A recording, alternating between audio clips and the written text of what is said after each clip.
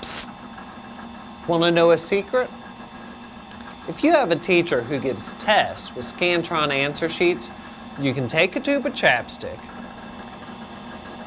make a line down the answer bubbles with the chapstick, and the grading machine automatically counts all the answers as correct. I know it sounds crazy, but I read about it on the internet, and this guy I know says his cousin's girlfriend tried it, and it's true.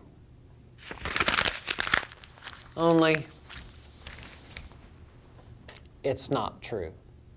It is on the internet, and it's on there with a lot of other stupid ideas.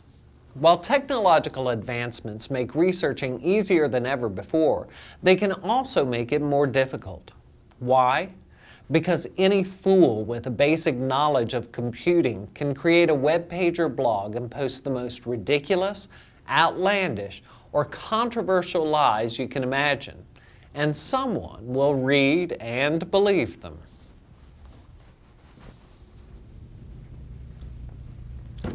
Of course, there are things you can do to ensure that your research and sources are of the highest quality.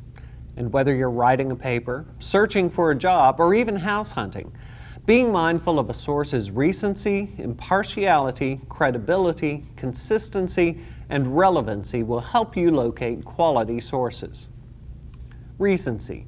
You need to use the most recent information available. How far back you can go in your sources depends on the topic, though. For example, an article on George Washington written in 1995 works, but one on computer technology doesn't. Impartiality. Is the source biased? In other words, is the author's intention to present an objective examination of the subject or to promote a particular point of view? Be wary of political think tanks such as Heritage Foundation and MoveOn.org and of news outlets with an obvious bias. Credibility. Just because a source isn't biased doesn't mean it's credible. For instance, I have no opinion about what the best makeup is. I also have no knowledge of makeup, beyond being able to tell the difference between lipstick and mascara. So anything I wrote on the subject wouldn't be worth much. Consistency.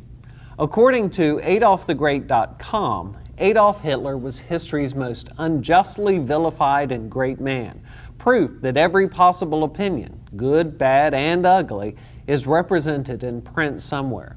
The vast majority of scholars agree that Hitler was not unjustly vilified.